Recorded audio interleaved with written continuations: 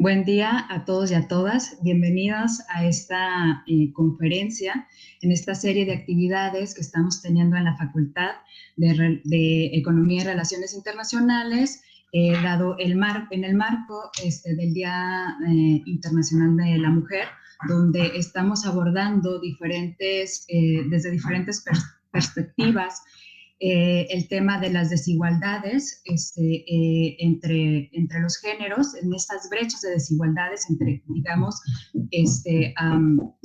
desde sus distintas dimensiones. El día de hoy tenemos a una invitada de lujo, que es una brillante politóloga, que tengo tiempo justo siguiéndola, escuchándola en sus diversas conferencias. Ella, pues no, les voy a leer un poquito de su CV, de su currículum, que es muy, muy amplio. Ella es directora del Departamento de Inclusión Social de la Organización de los Estados Americanos, en la OEA, y anteriormente era directora del Departamento de Cooperación y Observación Electoral de esta misma institución, en el periodo del 2011 al 2014. Tiene un doctorado en Ciencias Políticas de la Florida International University de Miami. Sus más recientes publicaciones incluyen Equidad en el financiamiento de campañas en América Latina y sus implicaciones para la competitividad electoral.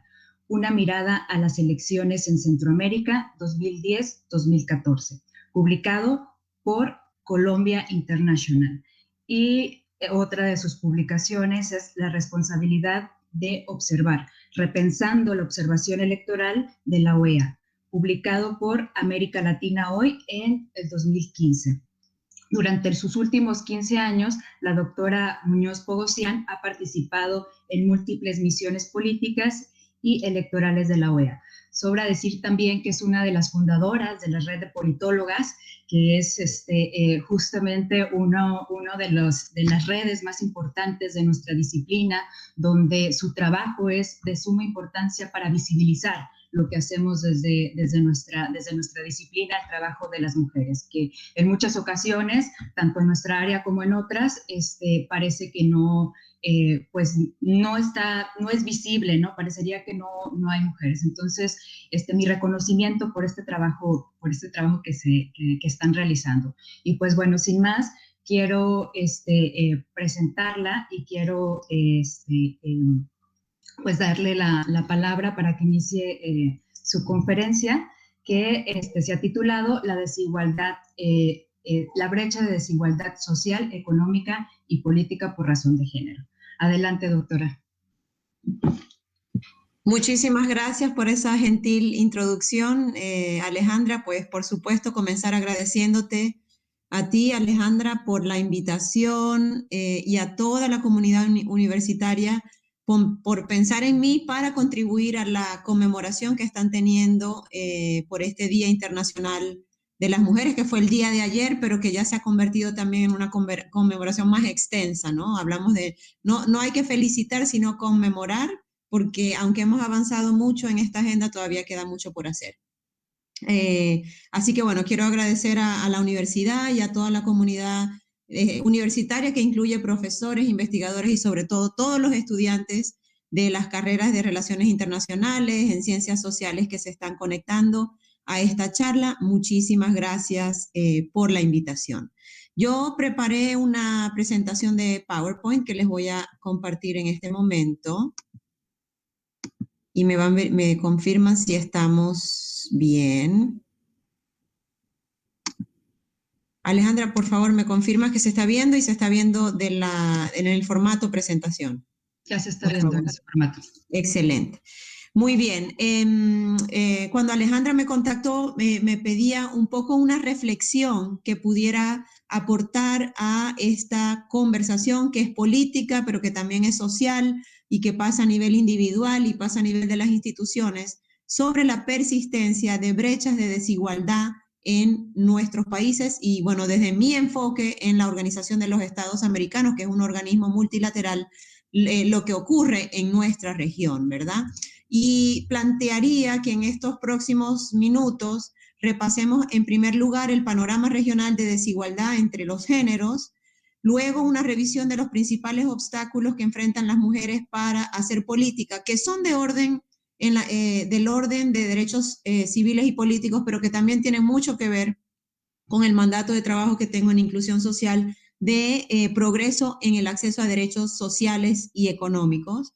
Luego repasar algunas de las estrategias que pudiéramos aplicar una vez identificadas para atender estos obstáculos una vez identificados, para luego hacer un mapeo de cuáles pudieran ser unas propuestas de reforma mirando al futuro en esta materia, y con lo que quiero cerrar es un mensaje de acción política, un mensaje de acción en los espacios donde tenemos, y es cómo combatir estos mitos, estas narrativas sobre el rol de la importancia de incluir a las mujeres, el rol de las mujeres, y por qué es importante continuar trabajando por su mayor inclusión en los espacios de toma de decisiones en América Latina y el Caribe. En cuanto a los datos, y mirando quizás desde el ángulo de derechos económicos y sociales, desde la OEA nosotros monitoreamos lo que se conoce como el Protocolo de San Salvador, ¿no? Un protocolo adicional a la Convención Americana de Derechos que evalúa específicamente los derechos económicos y sociales de todas las personas, pero poniendo el lente en el caso de las mujeres. Sabemos que las mujeres tienden a estar sobre representadas en las personas que viven en situación de pobreza, ¿verdad? Alrededor de 18% más que los hombres. Sabemos también que sufren de una situación de desempleo. 1 de cada 2 mujeres tiene empleo apenas, ¿verdad? O está buscando empleo, o sea, ni siquiera necesariamente está empleada. Sabemos también que alrededor del 53% de la economía informal está compuesta por mujeres, es decir, eso con todas las vulnerabilidades que están asociadas a trabajar en la economía informal, de no cotizar a la seguridad social, no tener derecho a servicios de salud, ni a vacaciones, ni digamos a los derechos básicos que se pueden acceder cuando uno está empleado formalmente. Y también sabemos que hay una persistencia de brecha salarial entre hombres y mujeres por datos que ha venido documentando CEPAL. Las mujeres tienden a ganar siempre menos que lo que ganan los hombres por el mismo trabajo desempeñado, con el elemento adicional que al menos desde mi trabajo y desde mi perspectiva, incluso personal, siento que es lo que las bases, ¿no? De una incursión desigual de las mujeres en espacios más públicos y en espacios de toma de decisiones, y es el hecho de que las mujeres hay una expectativa de que inviertan más de su tiempo personal en el cuidado no remunerado de lo privado. Dícese cuidado de los niños, de los adultos mayores, de las personas con discapacidad. Las mujeres tienden a realizar entre el 75 y el 86% de este trabajo, que además no es socialmente valorado ni tampoco financieramente valorado. Y tengamos esto en el radar, porque esto siempre genera ciertas condiciones para que las mujeres se puedan insertar en la política, en resolver los temas más públicos, en tener un liderazgo en sus comunidades, ¿no? Uno habla de, bueno, son otros factores los que lo explican. Bueno, mi argumento es que también lo explican estos indicadores sociales y económicos de la situación de las mujeres. A nivel político, sin embargo, hemos avanzado, hemos tenido importantísimos progresos. Ya nadie cuestiona el derecho de las mujeres a votar. Sabemos que son 50% de la población, 50% de los padrones, son también usualmente 50% de la militancia de los partidos políticos. Aquí ha habido progresos reconocidos, al menos, y los datos hablan por sí solos. A nivel mundial, somos segundo después, en América Latina venimos de segundo después de los países nórdicos en la representación de mujeres en espacios de poder. Ya tenemos la mayoría de países que están implementando las cuotas como una medida de acción temporal, acción afirmativa temporal para revertir la situación de subrepresentación. Está dando resultados porque al menos se ha venido logrando un 30%, que es lo que se llama la masa crítica de representación de mujeres. Ya hay países que han venido adoptando nuevas reformas, una nueva generación de reformas enfocadas en la paridad, es decir, que en las listas que se ofrecen al electorado tengamos 50% mujeres, 50% hombres, a veces 60-40, depende del país. pero ya hay países como Bolivia, Costa Rica, Ecuador, México, el propio México, donde están ustedes, Nicaragua, Honduras, Argentina, Perú siendo el último país que adoptó una reforma de este tipo, que están optando por la paridad como una manera de asegurar la representación de mujeres en la política. Vale decir que en algunos países incluso a nivel constitucional, es decir, que habla de un arreglo más permanente, que es parte del contrato social que se está dando en estos países. Más allá de estos progresos, para muestra, una fotografía nada ilustra mejor una realidad que las fotografías y los temas más visuales. Visualmente les presento esta foto de la última cumbre de las Américas. La OEA es secretaría técnica de estos procesos de líderes, de reunión de líderes, presidentes, primeros ministros, jefes de Estado. En 2020, bueno, esto fue en 2015 en Perú, creo que hay una o dos mujeres, lamentablemente. En la actualidad ya ningún país de América Latina tiene mujeres en el cargo de presidentas, y en solo 2 países de los 35 que son miembros de la organización, que son Barbados y Trinidad y Tobago, tenemos una mujer primer ministro, así que es muy poco. También hablamos de la masa crítica del 30% en los poderes legislativos, pero eso no se acerca a lo que las mujeres representamos poblacionalmente y en los padrones electorales, que es el 50%, así que ahí también hay una brecha, y la brecha que es difícil de explicar porque está basada quizás en un entendimiento de que es más fácil para las mujeres involucrarse en sus ambientes inmediatos y resolver problemas de su comunidad, es el hecho de que están muy poco representadas en puestos de alcaldesas y en puestos de las concejalías municipales en América Latina, apenas 15%, 27% respectivamente. Y hago en estas próximas láminas un breve mapeo de cómo están los porcentajes a nivel regional, yendo país por país. Sabemos que se ha hablado mucho recientemente y países europeos, la propia actual administración en Estados Unidos habla de gabinetes ministeriales paritarios. Sin duda es una tendencia positiva hacia la que estamos caminando como países y como mundo, digamos. Sin embargo, en América Latina, según los últimos datos de CEPAL, que son bastante recientes, apenas estamos hablando del 28% en promedio de representación de mujeres, con rangos, países como Costa Rica o Colombia, el propio Estados Unidos que mencionaban esta nueva administración, con buenos porcentajes de representación de mujeres en gabinete, y digamos todo el rango que hay hasta países donde realmente casi no hay una, si acaso, y está ilustrado en esta lámina.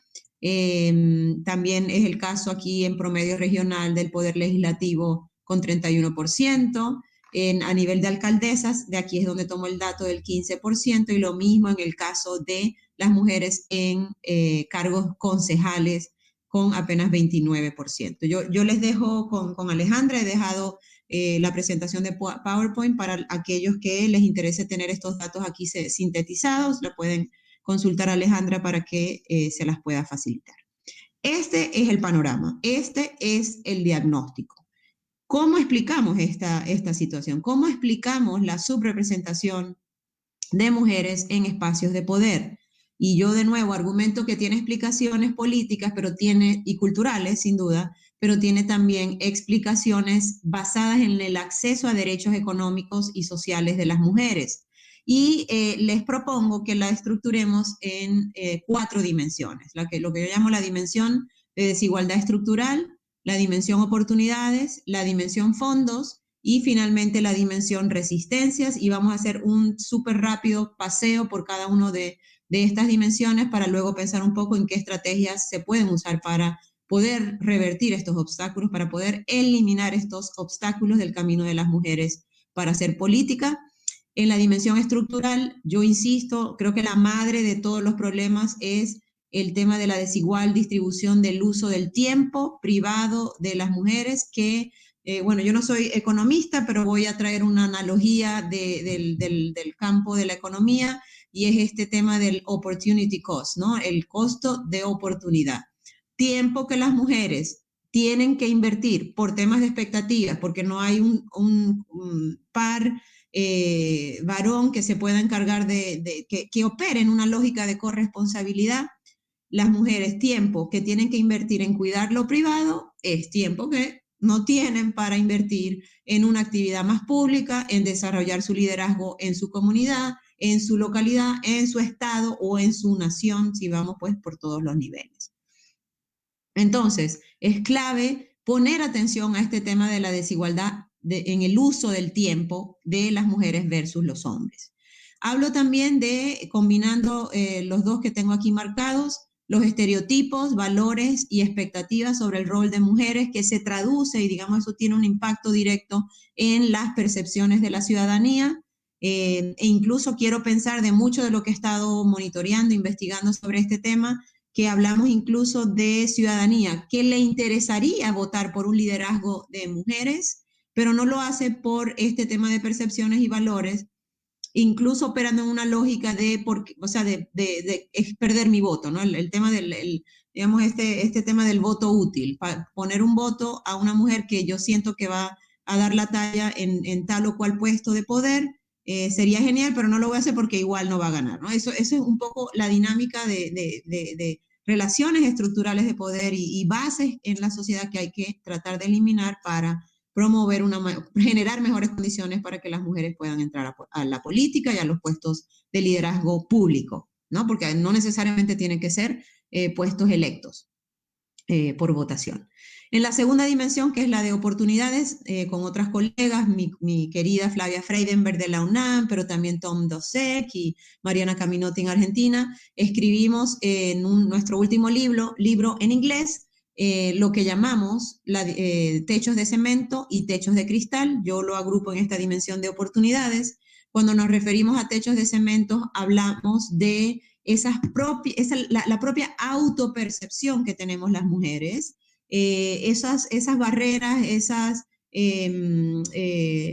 elementos que de algún modo no nos animamos a desarrollar nuestro propio liderazgo, lanzarnos en una carrera más pública o política, pasar de militantes a demandar candidaturas en igualdad de términos que nuestros pares varones. Estamos hablando de autopercepciones que nosotras mismas nos imponemos para dar ese paso.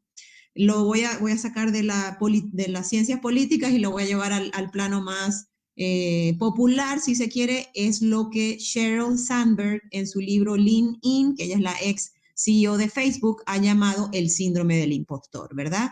Esas cosas esa manera de pensar que cuando nos invitan a dar una charla pública o un medio de comunicación nos busca, sentimos que, bueno, ¿será que en serio era conmigo que nos están invitando? ¿No será que quieren a otra persona? ¿No? Eso que es un factor condicionado por la socialización que tenemos las mujeres y que últimamente también impacta la decisión de dar ese paso de militante a candidata o dar ese paso a ser quien apoya la resolución de un problema en mi comunidad, a ser quien está tomando las decisiones o influyendo en esa decisión. Y los techos de cristal, asociado también a la dimensión oportunidades, es lo que hemos hablado también quizás en el campo más económico, que son esas dinámicas, reglas, maneras de trabajo impuestas por los varones que van, que no las puedes tocar, o sea, no es que son tangibles, no, es un poco de las prácticas y dinámicas que le van previniendo a las mujeres entrar a puestos de liderazgo, ¿no? Ir subiendo en la jerarquía de una organización, bien sea política, empresarial, en su propia comunidad, y pasa, por ejemplo, cosas tan concretas en los lugares donde se toman las decisiones, si es en los espacios que corresponde o tomando tragos los varones después de haber concluido ese espacio de trabajo más formal, relaciones y redes que se establecen en donde no siempre las mujeres tienen acceso, entre otras cosas. En la dimensión fondos, yo parto de la premisa de que no hay que ser inocentes o naive y pensar que, bueno, no hace falta la plata para hacer política. No, o sea, para hacer política hace falta dinero. Eso es una relación que no se puede evitar. El punto es cómo generar transparencia y cómo generar equidad en el acceso a esos fondos. Y sabemos desde el punto de vista de la equidad que por estos temas más de derechos sociales y económicos que mencionaba, brecha salarial, representación en el sector informal, desigual distribución del tiempo, hay una consecuencia concreta en las condiciones que las mujeres tienen para acceder dinero para sus campañas. Es lo que nosotros en este libro que mencionaba llamamos techos de billetes, que también enfrentan las mujeres y que está relacionado con el no tener patrimonio personal para registrar una candidatura, para pagar tiempo en TV, para pagar la impresión de franelas o el programa de campaña o el programa de gobierno que seguramente invirtió mucho tiempo esa mujer candidata en preparar. Y también el limitado acceso a las redes corporativas en los países donde hay financiamiento público y privado de campañas, el poder acceder a esas redes corporativas que financian campañas, ¿no? Las mujeres no siempre pueden accederlas por las redes históricas que se dan probablemente más entre los hombres, pero también por los horarios donde se cultivan esas relaciones, que es horario que las mujeres tienen que invertir en el cuidado de lo público. Y finalmente la dimensión resistencias. Yo hablo de prácticas excluyentes al hacer política, que ya de algún modo las mencioné al referirme a los techos de cristal, pero hablo también de dos cosas más. Uno, las técnicas de dominación categorizadas por la socióloga nórdica Berit As. Ella establece que son 7 prácticas que usualmente se le ejercen contra las mujeres que están haciendo política, desde la invisibilización, digamos el hecho de que cuando una mujer va a hablar, los hombres se ponen, tosen, echan chistes. No estoy diciendo que todos, pero esas son prácticas que se han observado en dinámicas de donde las mujeres están queriendo proyectar su liderazgo. Hablamos de, por ejemplo, en inglés hablamos del mansplaining y el manterrupting, ¿no? Que es cuando las ideas de las mujeres son apropiadas por sus colegas varones, en fin, ¿no? Hay una serie de técnicas de dominación que ya están pautadas y sabemos que tienden a ocurrir en el caso de las mujeres, y la manifestación más fuerte de esa resistencia, que es la violencia política en razón de género, que afortunadamente ya hemos avanzado a nivel regional en definirla, en tipificarla y en generar sanciones cuando estas ocurren. Obviamente hay todavía muchos países que no la han incorporado en su legislación, hay otros que ya la tienen, pero siempre hay retos en lo que es la implementación. Estoy hablando mucho y ya apenas me quedan 5 minutos de los primeros que me pauté, pero me voy a alargar un poquito más después de esos 5 minutos para terminar lo que quisiera cubrir. Una vez que tenemos identificados los obstáculos, sabemos qué cosas pudiéramos pensar para poder revertir o poder tumbar esos obstáculos y revertir la situación de subrepresentación de las mujeres. Desde el punto de vista, digamos, más macro, es clave no agotar las estrategias solo en lo institucional o solo en lo social. Tenemos que pensar en estrategias integrales que se ocupen de lo que hablaba, política pública en materia de uso de tipo, política pública para revertir la brecha salarial, política pública o programas, proyectos, campañas para combatir estereotipos, ¿verdad? Eso lo podemos ubicar en la dimensión de estrategias para revertir la desigualdad estructural, aunado también a, como buena politóloga, reglas, leyes, reformas que permitan acercarnos a paridad en la oferta que los partidos políticos hacen al electorado. Pero también hay una nueva exigencia de que la paridad no esté solamente en la oferta que se hace al electorado, sino también en los resultados. Y hay países que están empezando a legislar y a reformar para generar incentivos, por ejemplo, económicos. Chile y Colombia son algunos casos. Una vez que los partidos consiguen elegir mujeres a puestos de elección popular. En la dimensión oportunidades tenemos mucha, digamos, experiencia a nivel regional en el diseño de entrenamientos, capacitaciones, procesos de liderazgo, de fortalecimiento del liderazgo de las mujeres, aunado a otras capacitaciones que se hagan con los colegas varones para naturalizar la presencia de mujeres en espacios de poder. Esto toca en el tema de los techos de cemento y también a los temas de techos de cristal. En la dimensión de fondos, hablamos de unas recientes reformas que se han venido dando y ahorita voy a repasar para su referencia cuáles son, que se abocan a lo que es el financiamiento etiquetado, ¿no? El financiamiento dirigido a candidaturas de mujeres, que puede tomar la forma de fondos directos o lo que ha sido más la norma, que es el acceso, fondos indirectos a las campañas a través de acceso a medios de comunicación, televisión, radio, para que las mujeres puedan transmitir sus propuestas de gobierno. Y en cuanto al tema de redes de fondos privados, se está empezando a utilizar cada vez más esta técnica del crowdfunding, ¿no? Bien sea por instituciones, en Estados Unidos pasa mucho que, bueno, ya sabemos que hay unas 2 o 3 organizaciones que colectan o hacen fundraising para candidaturas de mujeres en el Partido Demócrata y en el Partido Republicano, pero también individuos que directamente apoyan la campaña de una candidatura de mujer, ¿no? Entonces, eso está pasando y es algo que puede ayudar a revertir estos obstáculos en la dimensión fondos. Y en la dimensión resistencias, por supuesto, yo no puedo dejar de resaltar los progresos en la tipificación y sanción de la violencia política en razón de género, pero por supuesto hay que continuar fortaleciendo los dispositivos que permitan a las mujeres participar en política, porque esto tiene efectos no solo en la mujer que es víctima de violencia política en razón de género, pero también tiene un efecto en futuros liderazgos de mujeres que no les va a dar mucho ánimo sumarse a una proyección más pública, porque van a ser víctimas de este tipo de situaciones.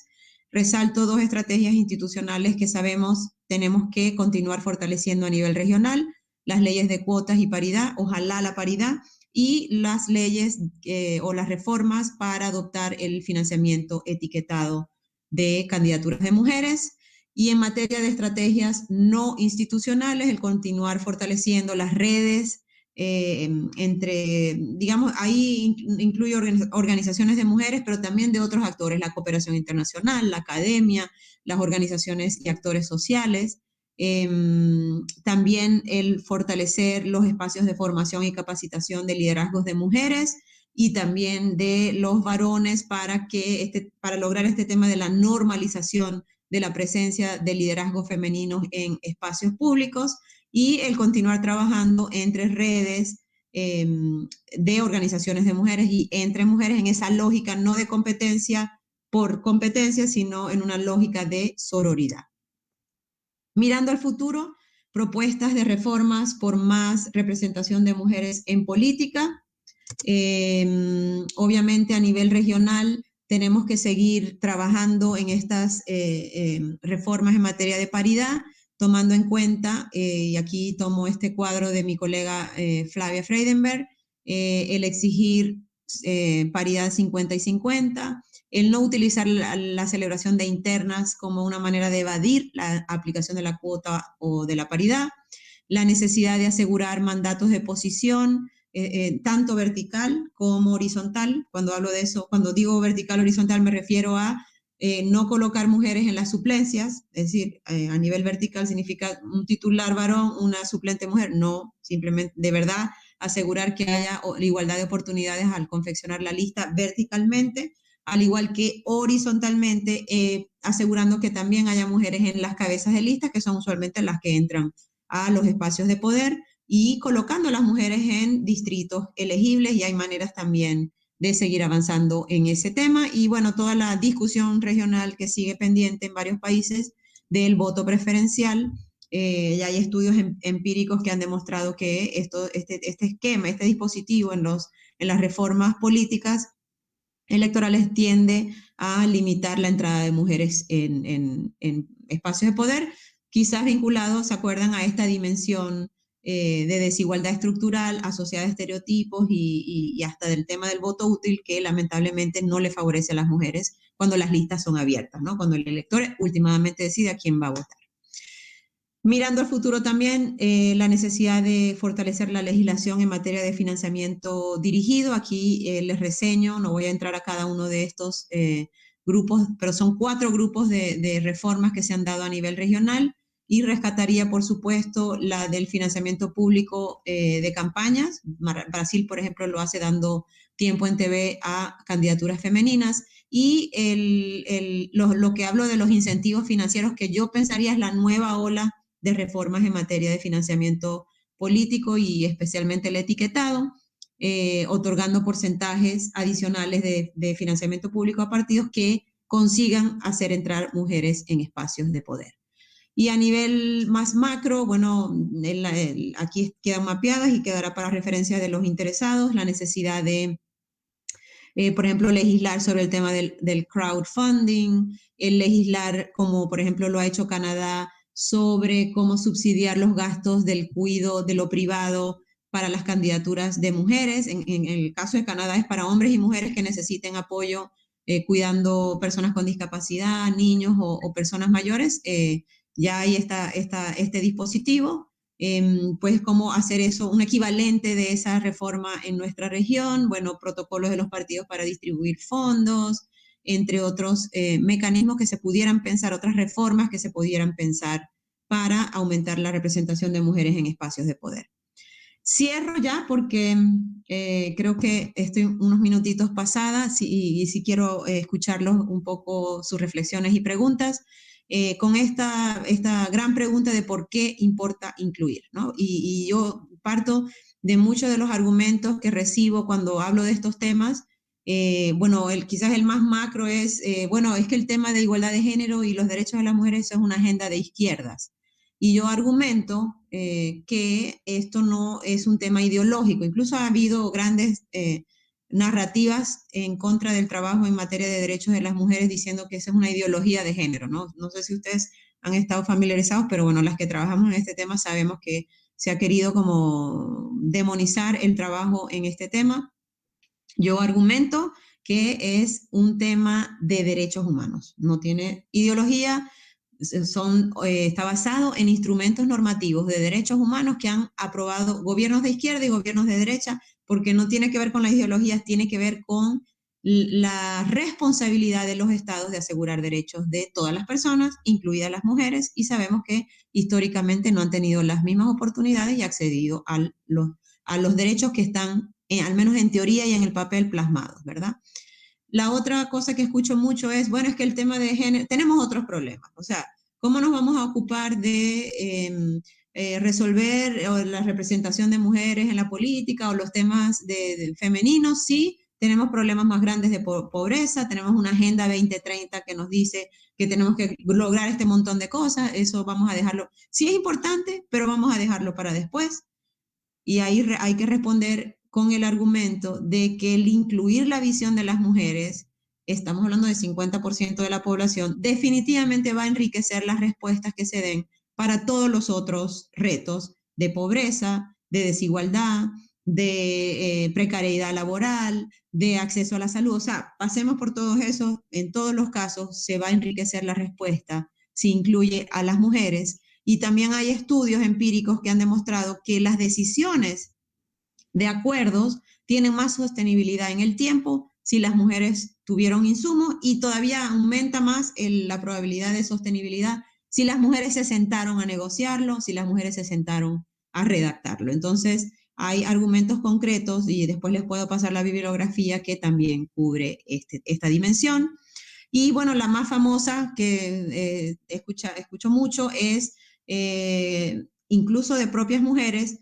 ¿Por qué la cuota? Las mujeres tenemos que llegar al poder por mérito propio. ¿Para qué las cuotas? Entonces las mujeres se están victimizando queriendo demandar por la implementación de cuotas o de paridad a la hora de concursar y de competir, digamos, políticamente. Y ahí, pues, yo sí quiero hacer una reflexión.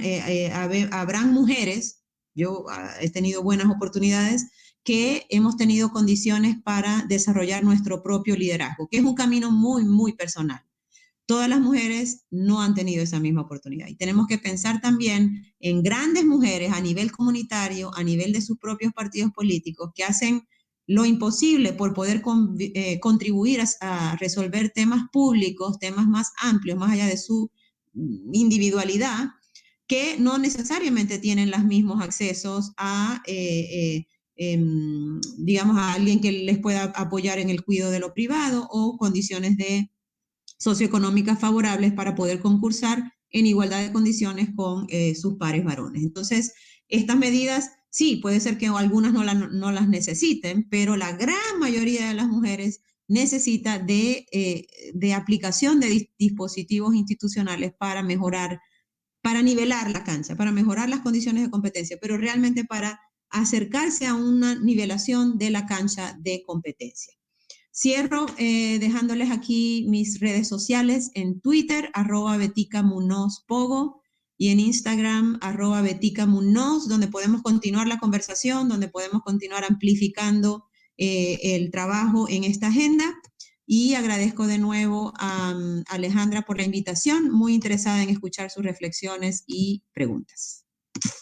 Muchas gracias, Ale. Muchas gracias a usted, doctora. Creo que esta presentación fue, bueno, nos dejó reflexionando sobre muchos de los temas e incluso de las preguntas que teníamos para usted.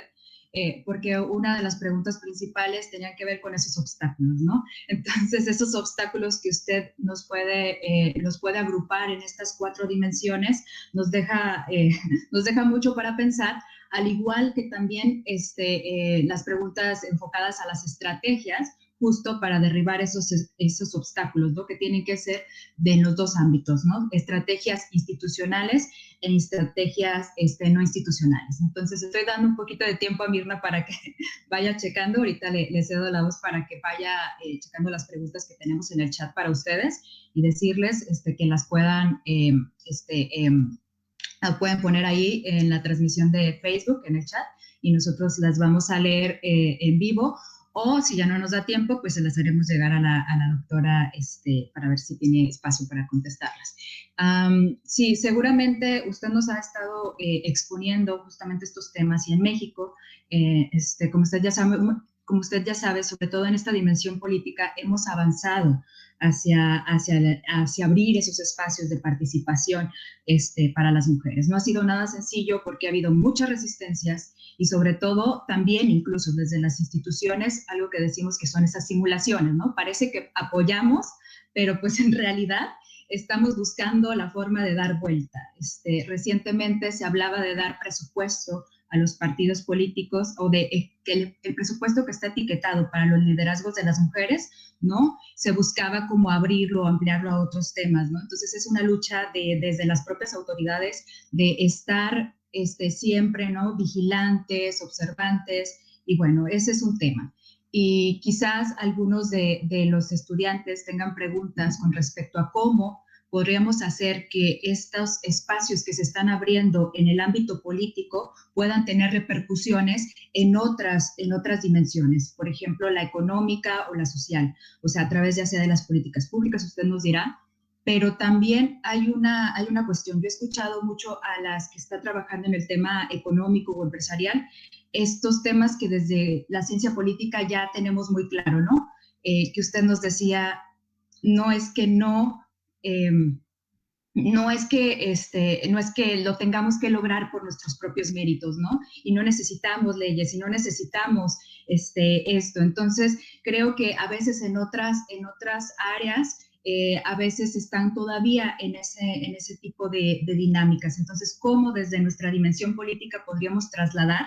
Porque creo que hay un vínculo quizás hacia las otras dimensiones. Y bueno, Mirna, adelante para que puedas leer las preguntas. Bueno, primero que nada, queda agradecer el conocimiento que trajo aquí a la facultad y a la comunidad universitaria. Y tenemos una pregunta de Janet Sánchez. Dice, ¿cuál dimensión de obstáculos es la más difícil de combatir en la actualidad, y si puede dar un enfoque a México? Así como que agradece su participación en esta conferencia. Bien, bueno, es muy buena la pregunta. Obviamente no, es difícil, yo creo que es la combinación, ¿no? La amalgama de todos estos factores lo que usualmente termina limitando las condiciones para que las mujeres accedan a la política. En cuanto a las resistencias o los propios techos o limitaciones que encuentran en sus partidos, de algún modo las leyes y reformas han tratado de apuntar a eso. Así que si tuviera que escoger, una de las cosas que es más difícil de tumbar es toda la dimensión de estereotipos y valores sociales asociados al rol de las mujeres y al rol de los hombres. Porque eso está en nuestra cultura, eso está incluso en nuestro subconsciente. Digo, voy a hablar personalmente, yo llevo de muchos años, casi 20 trabajando en temas de género. Y yo también opero a veces con lógicas machistas. No estoy diciendo que lo apoyo ni nada, pero, por ejemplo, criando a mis hijos, digo cosas que después digo, ¡ah! ¿Cómo acabo de decir esto a mi hijo varón? No puede ser. Y le digo, no, lo que te acabo de decir está mal. Así fue como me lo enseñaron a mí, pero no es así. Tú y tu hermana, los dos tienen que barrer la cocina. Y se organizan ahí quién va a ser lunes y quién va a ser martes, etcétera, etcétera. Porque o sea, te estoy poniendo un ejemplo muy simple de cómo esa socialización está, no sé, la llevamos internalizada. No es que es imposible de cambiar, está basada en prejuicios, está basado en procesos de socialización, y así como las aprendimos, las podemos desaprender. Pero imagínense esto multiplicado por miles de personas, millones de personas que vemos en nuestro hemisferio. Entonces, eso es lo que más va a costar, lo que sigue costando, aunque hay muy interesantes esfuerzos por transformar esta realidad a nivel, y yo creo que todos los que estamos aquí en esta sala y los que nos están escuchando y los que después van a escuchar esta charla, entendamos que todos tenemos una responsabilidad. Más allá de mi rol como directora o Mirna, el tuyo en la facultad como estudiante y como líder en tal o cual tema dentro de tu facultad, o Alejandra en el profesorado o liderando trabajos de sus estudiantes. Todos tenemos una responsabilidad en desaprender lo que aprendimos y en transformar las relaciones de poder entre hombres y mujeres, en la crianza de los niños que tengamos, en las relaciones de trabajo, en ser, por ejemplo, las mujeres asertivas, en poner límites en cuanto a estas expectativas en donde sea que estemos, en fin, ¿no? Eso es algo que es posible de hacer y que requiere que todos, digo, asumamos la responsabilidad y el compromiso. Muy bien, muchas gracias por responder la pregunta. Ana López pregunta, ¿cómo podríamos encontrar un factor determinante entre los temas de poder y el déficit de participación femenino? ¿Me puedes repetir porque se escuchó un poquito cortada la primera parte? Ok. ¿Cómo podríamos encontrar un factor determinante entre los temas de poder y el déficit de participación femenino? Bueno, no, es una pregunta amplia, ¿no? Y quizás voy a pescar este tema del poder, ¿no? Todo el mundo quiere el poder.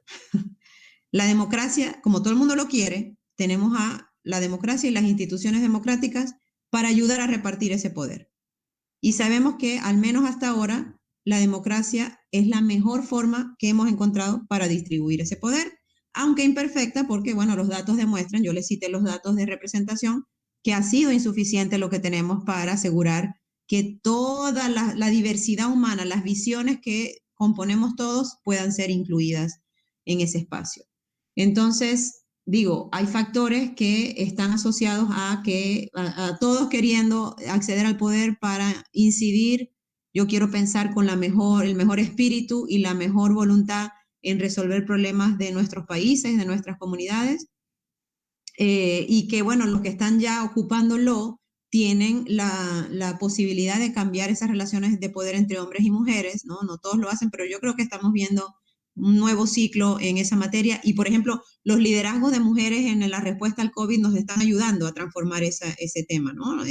La de New Zealand, la jefa de Estado de New Zealand, de Taiwán, de Alemania, han respondido muy bien, las mejores, o sea, mejor evaluadas. Entonces, todo esto ayuda a repensar esa idea del poder, y yo pienso que las mujeres tenemos que, en inglés dicen come to terms, ¿no? Tenemos que estar cómodas con querer el poder. O sea, tenemos que estar cómodas con querer competir por llegar a esos espacios para no acceder al poder por acceder al poder, sino acceder al poder para llevar y avanzar las agendas, las causas, las cosas que son importantes para nosotros, para nosotras, para nuestras comunidades. En mi caso, yo soy apasionada del trabajo en materia de género, soy apasionada del tema en materia de migración. Me gusta continuar desarrollando mi liderazgo para influir en esas conversaciones que son las que a mí me importan. Y seguramente Alejandra es igual, seguramente tú, Mirna, es igual, y cada uno de los que está escuchando, hombres y mujeres, es igual.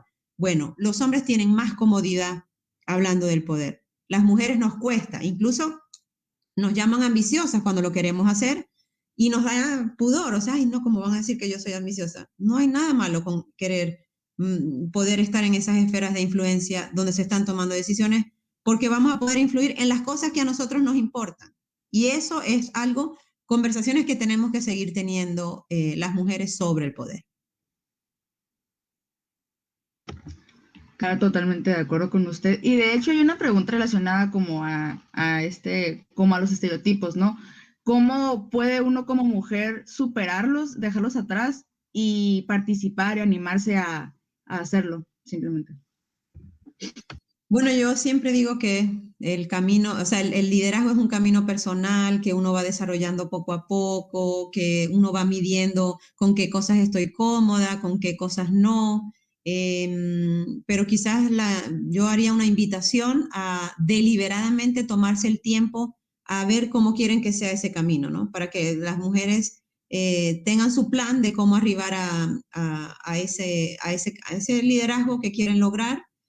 Los estereotipos existen, eso, digo, lo que hay que tener es estrategias para responder a ellos. Eso es algo que a mí, por ejemplo, me interesa mucho y he trabajado bastante. Y hay maneras, ¿no? Yo les hablaba de las técnicas de dominación que hablaba que que la socióloga nórdica Berit As mapeó, pero hay maneras también para combatir cada una de ellas, ¿no?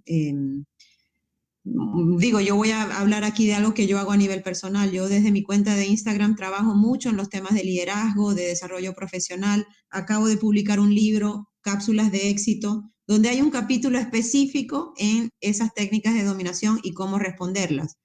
Y hay maneras de hacerlo, por ejemplo, digo, no voy a entrar en todo lo que dice el libro, pero la técnica de amplificación, cuando buscamos aliados hombres y mujeres en estas situaciones para que ellos nos ayuden a evidenciar dónde se está aplicando el estereotipo y nos den crédito por las cosas que tenemos que tener crédito, porque no nos las estamos inventando, son aportes y contribuciones que estamos haciendo. De cosas tan concretas como trabajar en tu propio síndrome del impostor, ¿no? Como mujer en una posición de liderazgo, que eso es leer más sobre el tema, eso es evaluarte a ti misma. Pase por cosas tan prácticas como aceptar cumplidos. Las mujeres no me lo van a negar, la mayoría que están acá se sienten incómodas cuando les dan cumplidos. Bueno, tenemos que estar cómodas con que nos digan, oye, tremendo paper de investigación que acabas de preparar, está genial. No, la respuesta de las mujeres usualmente, bueno, pero debía haber pensado en este otro indicador, bueno, pero ¿no te parece que esto está fallo? Ay, debía haber reseñado tal otro autor, o ay, si lo lee tal otro autor va a decir que no. No, aceptemos los cumplidos. Estemos cómodas aceptando que le metimos muchas horas y mucho esfuerzo y mucha cabeza a escribir ese paper, y si nos dijeron que está bueno, hey, claro, si yo le metí mucha energía y mucho tiempo a prepararlo. Nos cuesta. Este es el tipo de cosas que tenemos que cambiar. Tenemos que cambiar las mujeres. Bueno, no sé si tengamos tiempo para una última pregunta. Sí, ok. Bueno, Carolina López comenta que sin duda pues, existe un rezago y una brecha de desigualdad, tanto económico como políticamente, y pregunta cómo lograr una nivelación si las propias instituciones, la cultura e incluso las reglas informales interfieren en estas estrategias. De nuevo, o sea, es una combinación de estrategias institucionales que ya sabemos que empíricamente han demostrado que funcionan para aumentar la representación de mujeres en espacios de toma de decisiones, y no dejar de trabajar de aplicar las estrategias no institucionales que incluyen el fortalecimiento de redes entre mujeres, el operar en una lógica de sororidad y no de competencia por competir simplemente, en fin, ¿no? Todas las que mapeé en mi presentación. Es una combinación, no es algo, un approach, un enfoque es insuficiente, tiene que ser algo integral.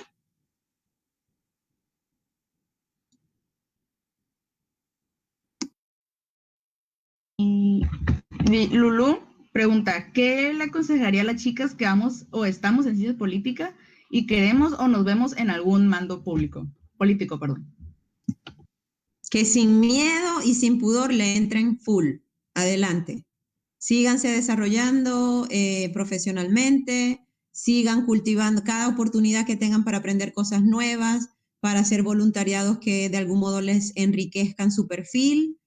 Inviertan en su propio desarrollo profesional y personal porque nadie más lo va a hacer por ustedes. Entonces, mi consejo clave es ármense su plan, deliberadamente organícense para asegurar la meta que tienen en el futuro. Me encanta porque quien hizo la pregunta es privilegiada porque mucha gente a esa edad no sabe lo que quiere hacer con su vida. Y si ya tú sabes exactamente qué es lo que quieres hacer, los que no lo saben, tómense el tiempo para pensarlo. Y los que ya lo saben, ya le llevan una macana, como decimos en mi país, Venezuela, a esta trayectoria, porque ya tienen la meta que quieren lograr y es cuestión de sentarse a ver qué hay que hacer para lograrlo. Así que genial.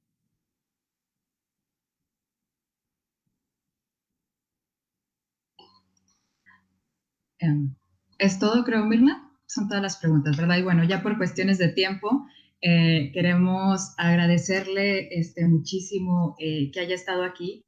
Realmente sus respuestas a las inquietudes, como usted ha visto, que hay muchas por parte de las y los estudiantes de la facultad y de las demás personas que nos están siguiendo o escuchando. Sin duda sus respuestas son muy valiosas para avanzar justamente en ir tumbando, ¿no? Esos muros ahora sí que, o esos obstáculos que tenemos. Y bueno, tenemos mucho por construir, estamos abriendo espacios en la parte, en la política, y pues ojalá que muchos de los estudiantes que nos están escuchando lleguen a esos puestos de liderazgo político y puedan replantear esas estrategias desde las políticas públicas, desde las leyes, para acabar con esos obstáculos, sobre todo no institucionales, ¿no? Esos obstáculos también, que también es uno de los pendientes, ¿no? Que tenemos de pasar de esa igualdad descriptiva quizás a una igualdad sustantiva. Entonces, muchas gracias, doctora, por haber participado con nosotros. Gracias, Mirna, por acompañarnos. Gracias a ustedes por la invitación. Sí, bueno, nos despedimos y le agradezco. Por ahí le voy a pasar las preguntas que quedaron pendientes o el link para que las pueda ver. Gracias, doctora. Gracias a ustedes. Un abrazo. Chao.